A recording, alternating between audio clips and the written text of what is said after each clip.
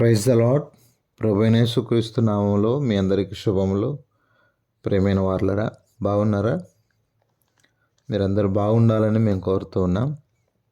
మీ అందరి క్షేమమే మా క్షేమమునకు ఆధారం కనుక సార్వత్రిక సంఘమంతా కూడా ఆయన ప్రజలందరూ కూడా సంతోషముతో ఆనందముతో ఉండాలని మేము కోరుతూ ఉన్నాం.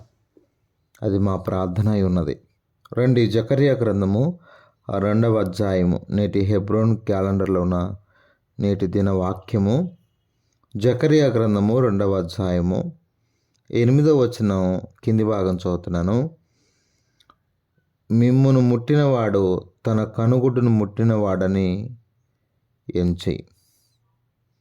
మిమ్మును ముట్టినవాడు తన కనుగుడ్డు ముట్టిన వానితో సమానం. ప్రియమైన వాళ్ళరా, ఈరోజు మనం ఎరగాల్సిన సత్యం ఏంటంటే, ఆయన ప్రజలు ముట్టితే ఆయన ముట్టినతో సమానం.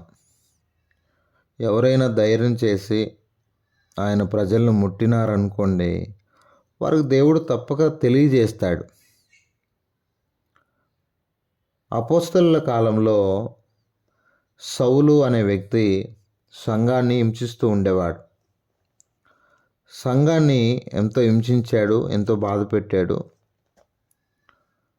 గమనించాలి, మనం సంఘాన్ని హింసిస్తూ బాధ పెడుతూ ఎంతగానో వేధిస్తూ వచ్చాడు. అది అపోస్తలుల కార్యం 8వ అధ్యాయము 3వ వచనం. సౌలు ఇంటింట దొచ్చి పురుషులను స్త్రీలను ఇచ్చుకొని పోయి చెరసాలలో వేయించి సంఘమును పాడు చేస్తూ ఉన్నాడు.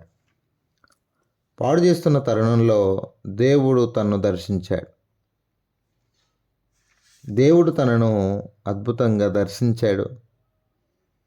ఎవరినో అని అంటే ఆ దమస్కు మార్గ మధ్యలో వెళ్తూ ఉన్నప్పుడు, అసలు ఎవరయ్యా నువ్వు, నాతో ఎట్లా దర్శనమిచ్చావంటే, నువ్వు హింసించు యేసు నేను అంటే, యేసుప్రభుని హింసించాడా?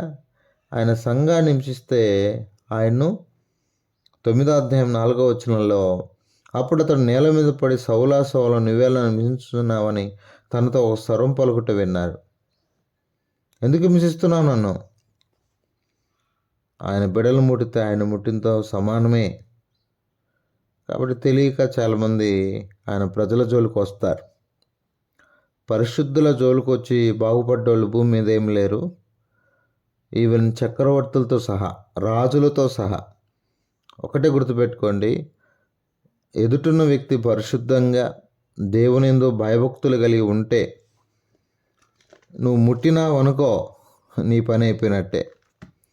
అబ్రహాము భార్యను ముట్టాలి అని అనుకున్నాడు, ఒక రాజు అనుకున్నాడు. దేవుడు రాత్రే వెళ్ళి మాట్లాడుతున్నాడు. ఆదికాండము 20వ అధ్యాయం. అబ్రహాం భార్య అయిన శారాయిను తన ఇంట చేర్చుకున్నాడు.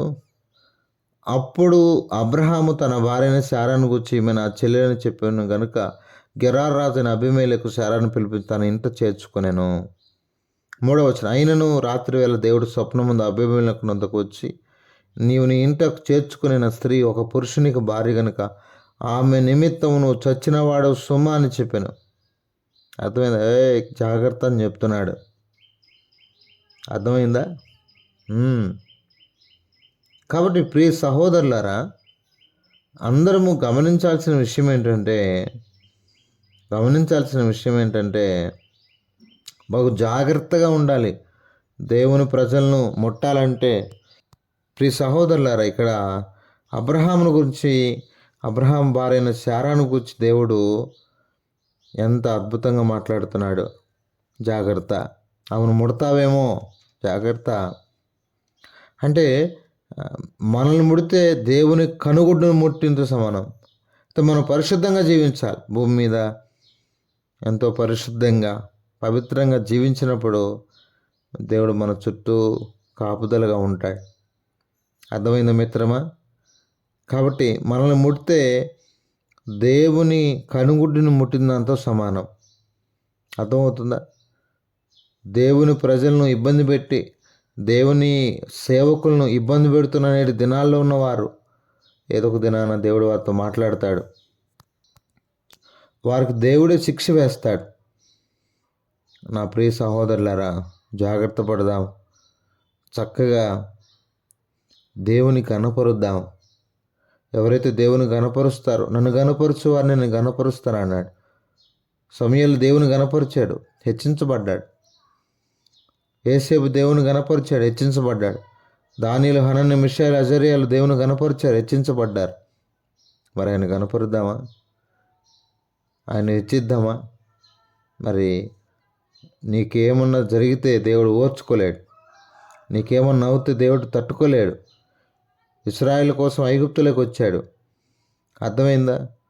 లోతు కోసం సొదొమ గొమొర్రాలోకి వచ్చాడు. మరి నీ కోసం ఎక్కడికైనా వస్తాడు.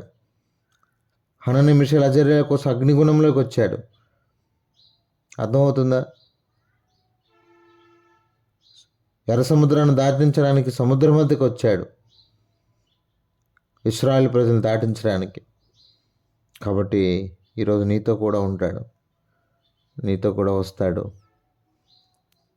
ఏం బాధపడకు, దేవుడే నీ సహాయుడు, మనందరి సహాయుడు ఆయనే. ఎవరైనా నిన్ను ఇబ్బంది పెడుతూ ఉంటే, బాధ పెడుతూ ఉంటే, వేధించడానికి వస్తూ ఉంటే, యాకోబు యొక్క సహోదరుడు మిత్రుడైపోయాడు. యాకోబు యొక్క మామగారు, దేవుడు అతన్ని గద్దించాడు, ఏమన్నా చేస్తావేమో జాగ్రత్త. అవును, మేలు కానీ కీడు ఏం మాట్లాడద్దు యాకోబుతో. దేవుడే హెచ్చరించేవాడు. అయితే ఒకటి చేయాలి, మనం దేవునికి నమ్మకస్తులుగా ఉండాలి, పరిశుద్ధంగా ఉండాలి. అప్పుడు సాతానుడు దేవునికి లోబడి ఉండి అపవాదిని ఎదురించి వాడి మీద నుండి పారిపోతాడు. దేవునికి లోబడదాం, దేవుని మాట విందాం, దేవునికి కనపరుద్దాం. ప్రార్థన చేసుకుందాం. పరిశుద్ధుడు అయిన తండ్రి, కృపగలిగిన దేవా, మీరు ఇచ్చిన అద్భుతమైన మాటల కొరకు స్తోత్రాలు. ఎవరైతే మమ్మల్ని మాకు కీడు చేయాలని, మమ్మల్ని ఇబ్బంది పెట్టాలని చూస్తున్నారో వారి జీవితాలు నాయన, యెజెబెలు జీవితం ఎలా అయిపోయిందో అలా అయిపోతుందని మీరు మాట్లాడినారు. నా తండ్రి, యెజెబెలు కుటుంబం పాడైపోతూ వచ్చింది. నా తండ్రి, మీ సేవకులు ఎందరో జీవితాలు పాడు చేసిందని ఆయన. మరి సౌలు పౌలుగా మార్చబడ్డాడు, నీ మాట విని సరి చేసుకున్నాడు. ఆయన ఒకటి మారడమా లేదంటే మరణమా? నా తండ్రి, నీ ప్రజల జోలికి వచ్చి లాభం పొందిన వారు ఎవరు లేరు. నా తండ్రి, ఎవరైతే విశ్వాసుల్లో కూడా పరిశుద్ధులను హింసించే వారు లేకపోలేదు, ఉన్నారు. వారికి బుద్ధి చెప్పండి, వారితో మాట్లాడుతురండి. అహంకారం, గర్వం తొలగించుకొని చక్కగా నీ కొరకు జీవించడానికి. ఎవరైతే నాయన పరిశుద్ధులను హింసిస్తున్నారో వారు భవిష్యత్తులో చాలా నష్టపోతారు. ఇది నేను నమ్ముతున్నాను. ఈ విషయంలో ప్రార్థన చేస్తున్నాను. చక్కగా నీ కొరకు జీవించడానికి, నీ కోసమే భూమి మీద మేము బ్రతకడానికి కూడా సహాయం చేయి. పరిశుద్ధులను హింస పెడుతున్నవారు, వాళ్ళు క్రైస్తవులైన, అన్యులైన, బయట వారైనా నాయన, వారు తెలుసుకోవడానికి, మారుమనసు పొందడానికి సాయం చేయండి. లేదంటే ప్రభు మీ చిత్తమునైనా మీ తీర్పుకు అప్పగిస్తూ ఉన్నా. మీరు కనికరించమని మా ప్రియులందరినీ కూడా ఆదరించి, మీరే ఇశ్రాయేలీయులను మీరు ఆదరించిన దేవుడు నాయన. నా ప్రభు, నీ ప్రజలను తాకితే నా కనుగుడు ముట్టిందంత సమానం అన్నారు. కాబట్టి జాగ్రత్తగా నేను మా ప్రియులు కాపాడబడ్డ కొరకు సాయం చేయి. మీ దీవెనతో నింపమని ఈరోజు నేను ప్రతి ప్రార్థన అవసరం కొరకు తమ్ముడు పాల సుధాకర్ కొరకు ప్రార్థన చేస్తున్నాను. తన మారు మనసు కొరకై ప్రార్థన చేస్తున్న కనికరించదు. ద్రాక్షవల్లి కూడా ఎగ్జామ్ ఉంది ప్రభావ, మీ చిత్తానుసారంగా బ్యాంక్ ఎగ్జామ్ అయినా కనికరించండి. 13వ తారీఖు ఆదరించండి. ఈ విధంగా టెట్ ఎగ్జామ్స్ రాస్తున్న ప్రియులు వారికి కూడా ఏపీలో సాయం చేయండి, కనికరించండి. మా ప్రియులందరి కొరకు ప్రార్థన చేస్తున్నాం. అందరి ఆదరణ కొరకు, రక్షణ లేని వారికి రక్షణ, మారుమను సహాయం చేయండి. సోదరి నిర్మల జ్యోతి ఈరోజు పుట్టినరోజు, తనకు మంచి ఆరోగ్యంతో మీరు నింపి మహిమ పొందమని మీ దయన కృపను కోరుతూ అందరి కొరకు ప్రార్థన చేస్తూ యేసు ప్రభు వారి శ్రేష్టమైన నామములో ప్రార్థన చేసి అడిగి వేడుకొనుచున్నాము తండ్రి. ఆమెన్.